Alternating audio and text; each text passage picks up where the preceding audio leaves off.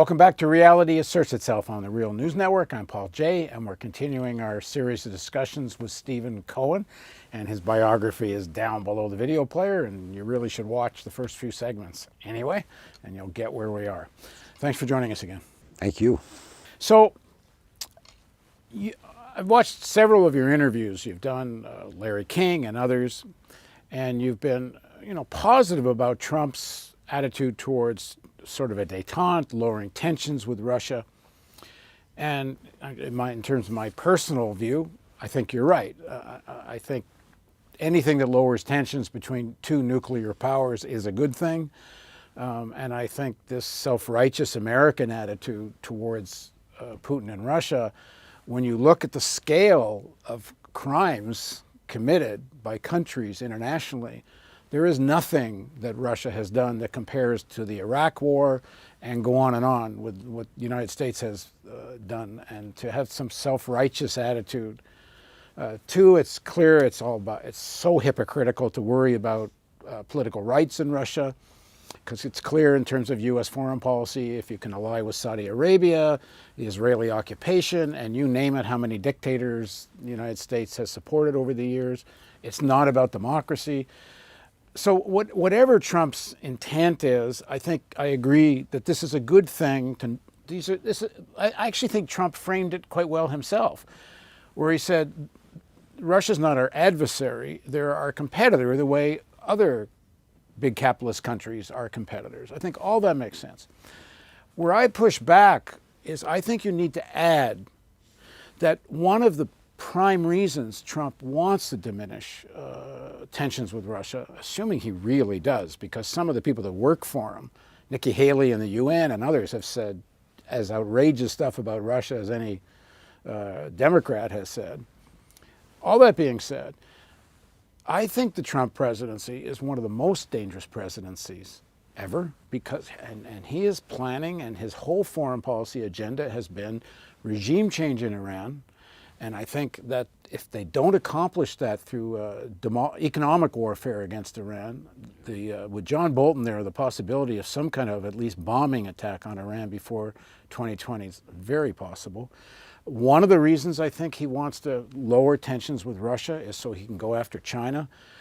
His acting defense secretary justified this new military expenditure with the new budget, the $765 billion budget, with three words: China, China, China.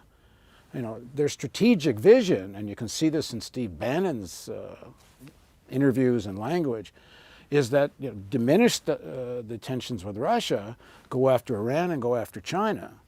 And I think one needs to say this, otherwise it kind of looks like Trump is some kind of peacenik, and far from it. I think they're militarists. Not sure what the question is, though. Well, my question is it about his... Well, my question is, I think when you are, saying positive things about Trump diminishing tensions with Russia, which I think is correct, but I think you need to add, this guy does not have peaceful intentions. He's very dangerous. I live in a social realm, to the extent that I have any social life at all anymore, where people get very angry if I say, or anybody says, anything positive about Donald Trump. When Trump was campaigning in 2016, he said, I think it would be great to cooperate with Russia. All of my adult life, my advocacy in American foreign policy, and I've known presidents. The first George Bush invited me to Camp David to consult with him before he went to the Malta summit. I've known presidential candidates, senators, and the rest, and I've always said the same thing. American national security runs through Moscow, period. Nothing's changed. In the era of weapons of mass destruction, not only nuclear, but primarily nuclear, ever more sophisticated, the Russians now have a new generation of nuclear weapons. Putin announced them on March 1. They were dismissed here, but they're real. That can elude any missile defense. We spent trillions on missile defense to acquire a first strike capability against Russia. We said it was against Iran, but nobody believed it. Russia has now thwarted us. They now have missile defense evading nuclear weapons, from submarines to aircraft to missiles. And Putin has said it's time to negotiate an end to this new arms race, and he's 100% right. So, when I heard Trump say in 2016, we have to cooperate with Russia, I had already become convinced, and I spell this out in my new book, War with Russia, ? That we were in a new Cold War, but a new Cold War more dangerous than the preceding one, for reasons I give in the book. One of them being these new nuclear weapons. So I began to speak positively about Trump at that moment. That would have been probably around the summer of 2016, just on this one point, because none of the other candidates were advocating cooperation with Russia. And as I told you before, Paul, all my life I've been a détente guy. Détente means cooperate with Russia. I saw in Trump the one candidate who said this is necessary, in his own funny language. Mrs. Clinton, on the other hand, was very much a hawk. When she said publicly that Vladimir Putin has no soul, you could not commit or utter a more supreme statement of anti-diplomacy, and particularly addressing the Russians who put a lot of stock in soul. To say somebody has no soul and then go on to equate him with Hitler, I found that so irresponsible. I didn't vote for Trump, but I did begin to write and broadcast that this was of vital importance, that we have this discussion, that we needed a new détente because of the new and more dangerous Cold War. Since he's been president, I think he's been ineffective in regard to pursuing détente with Russia for a couple of reasons. I think that the people who invented Russiagate were the enemies of détente, and they piled on. So they've now demonized Russia. They've crippled Trump. Anything he does diplomatically with Putin is called collusion, no matter what Mueller says. It's collusion. This is anti-democracy, and détente is pursued through democracy. So whatever he really wants to do, it's hard to say. He's been thwarted. I think it's also one of the reasons why he put anti-détente people around him. Why did he pull out of the arms treaty? So this is a separate issue now, and a complicated one. We have been in violation. Let's be clear for folks which treaty we're talking about. We're talking about the so-called Intermediate Range Treaty. This banned the deployment of missiles that could fly roughly from 500, I think, to 3,000 miles. They were exceedingly dangerous. The American ones had been based in Europe. They were very dangerous because they tested high alert systems. They flew low, fast. They could elude radar. They were dangerous. Reagan and Gorbachev abolished them. 1987, correct? Now, stop and think for a minute, Paul. What Reagan and Gorbachev did in 1987 was the first ever in history act of nuclear abolitionism. They abolished an entire category of nuclear weapons. That was a sacred act. It needed to be cherished and preserved forever, no matter what difficulties emerged. But then comes a history, and we need to remember the history. In 2002, the second President Bush withdrew the United States unilaterally from the Anti-Ballistic Missile Treaty, correct? Now, this treaty was related because it forbid the deployment of so-called missile defense in a way that either side, American or Russian, could think that it had such great missile defense, it had a first strike capability. And everybody agreed nobody should think that. Mutual assured destruction had kept us safe in the nuclear age. But if Russia or the United States gets a first strike capability, then you don't have assured mutual destruction, and some crazy person might be tempted to risk it. So how did the Russians react to that? They began to develop, as I said before, when we began to deploy missile defense, a new generation of weapons. In other words, you're getting this classic action, reaction that drove the previous nuclear arms race. And now it's happening again. So that brings us to Trump's decision. We don't know yet where it's going to lead because Trump has said he said we're withdrawing. He said the Russians have been in violation.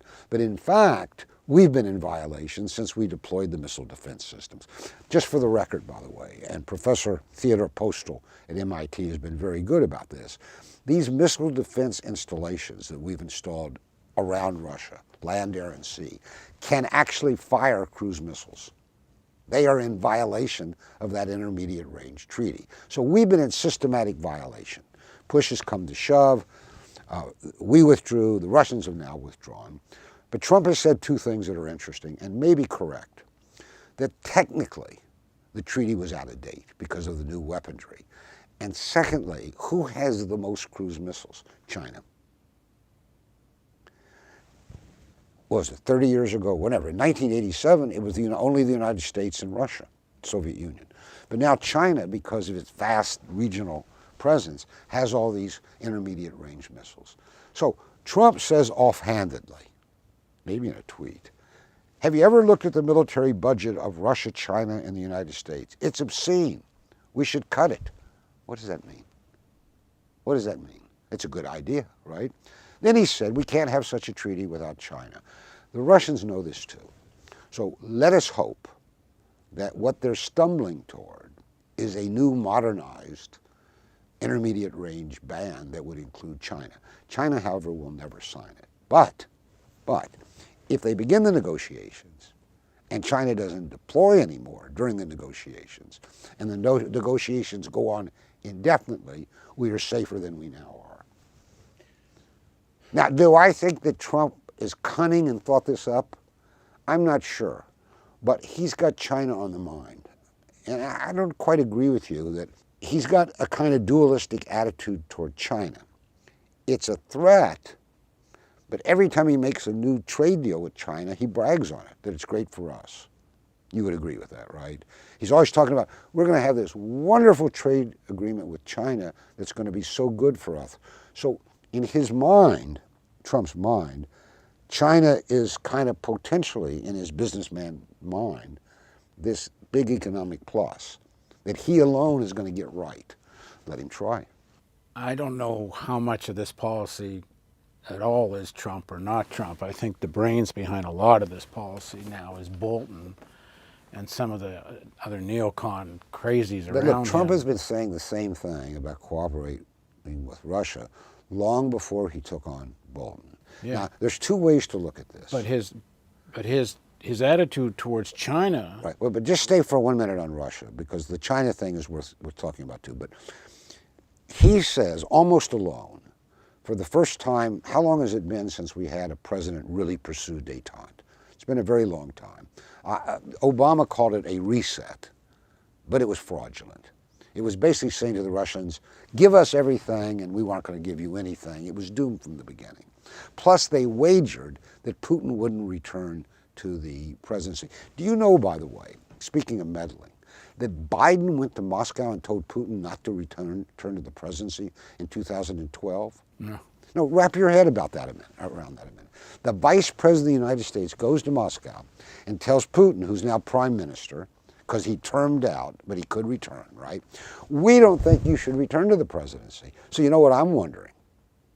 I'm wondering whether Biden's calling up Putin today and asking Putin whether Biden should get into the presidential race here. I mean, what the hell? What the hell? And we talk about meddling?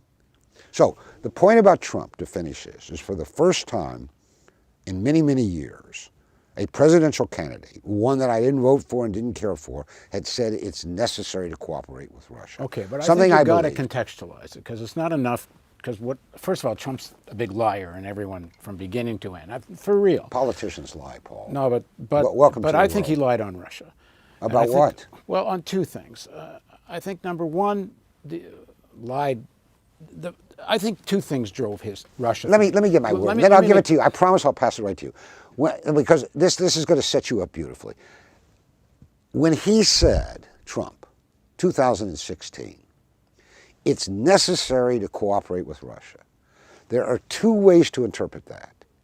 He was wise and smart, or the Kremlin had something on him. No, I don't think either of those are true. And then we go straight to Russia. Neither of those are true. Well, I'm not saying you say that, but that's the way it was taken. No, I think there's two things drove the Russia thing. Number one, they wanted sanctions lifted because Tillerson and the American oil companies, especially Exxon, wanted a big energy play in Russia, and they needed to lift the sanctions to do it, and Tillerson was all positioned for it.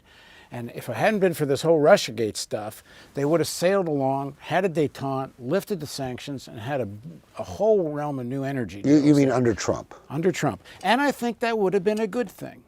I'm not critiquing that in the sense that anything that reduces tensions between the United States and Russia is a good thing. Normalizing, even if it's exploitive and ripping off the Russian people and their oil, I don't care. The nuclear threat is so paramount. Anything that reduces those tensions are good. But these are not peacenik tensions. Where do we disagree? You've lost. I'm not saying we necessarily disagree on this. The second part of it is, and this is where I think is the dangerous part, because I think sometimes when Trump and Putin get together and talk quietly, part of that conversation could well be about Iran.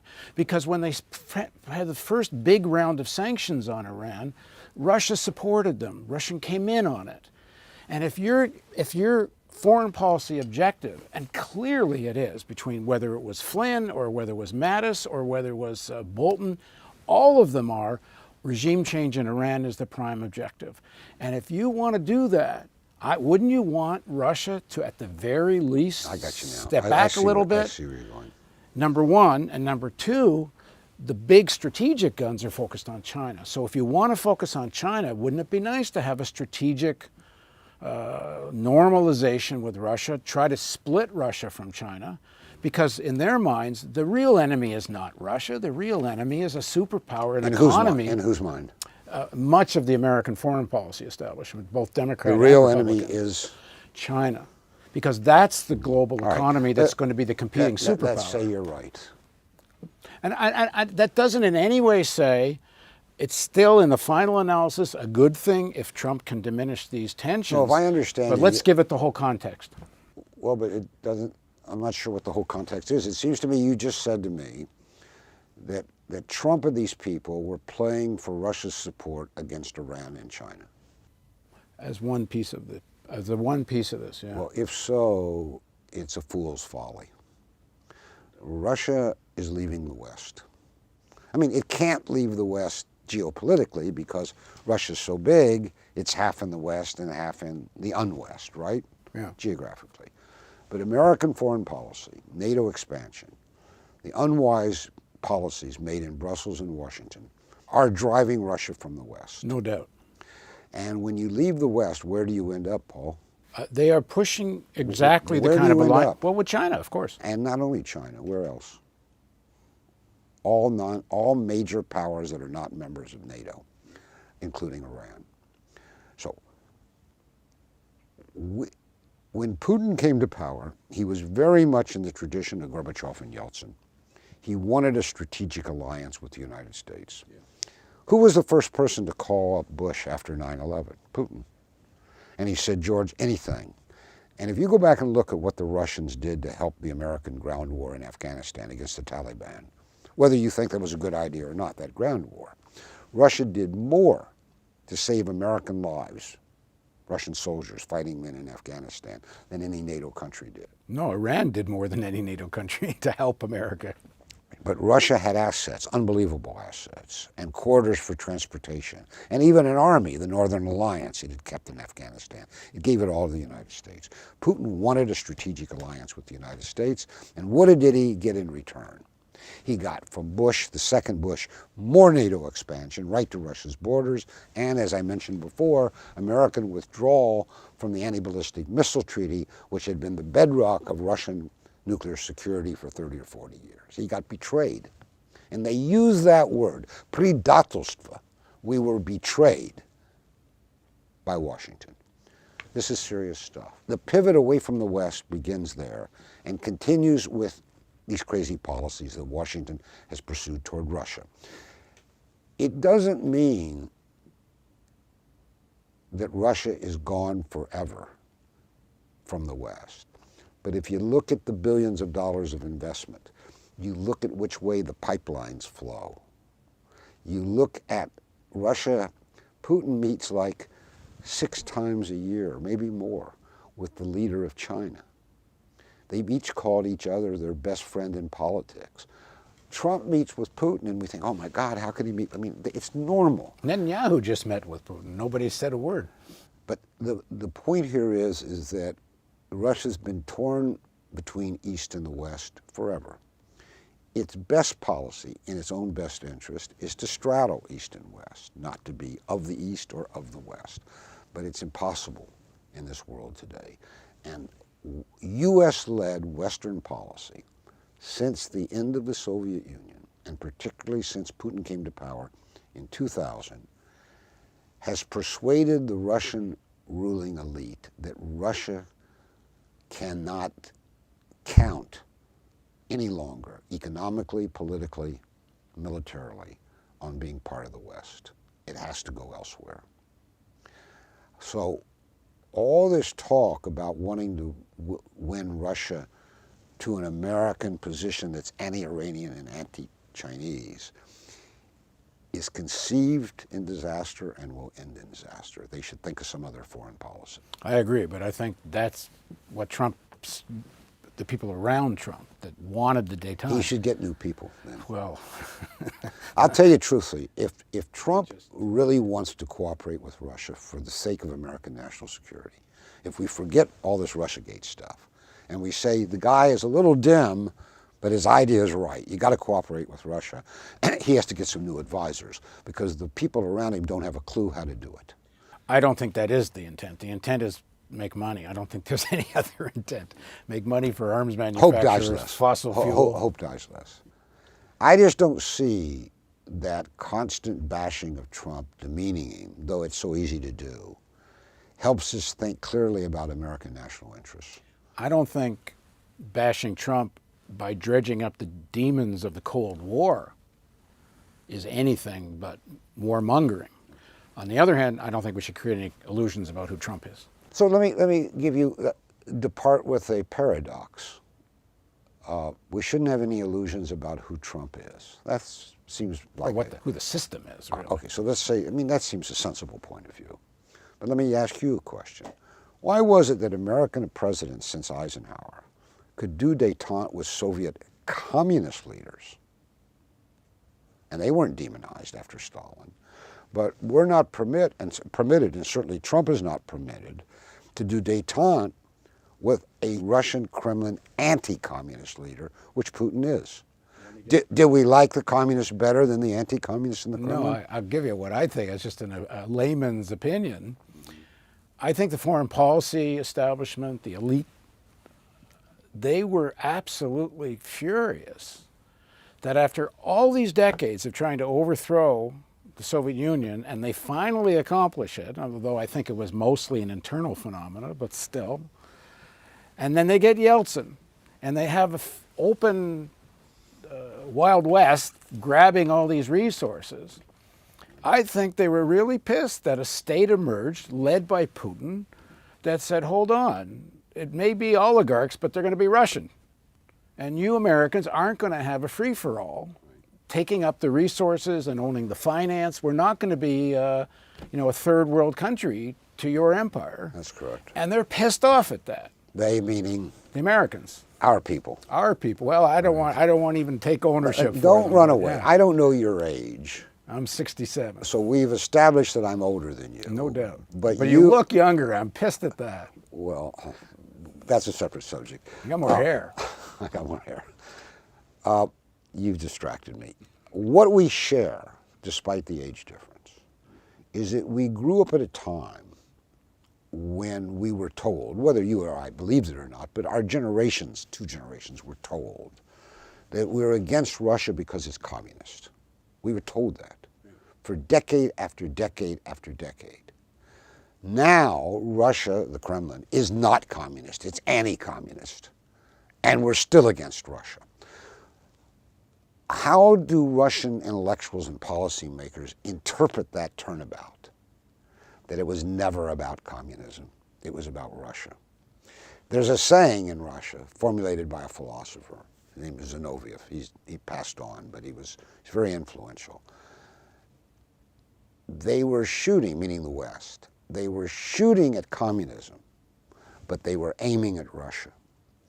And the view, very widespread among the Russian policy intellectual class today, is that Washington, in particular, will never accept Russia as an equal great power in world affairs, regardless of whether Russia is communist or anti-communist.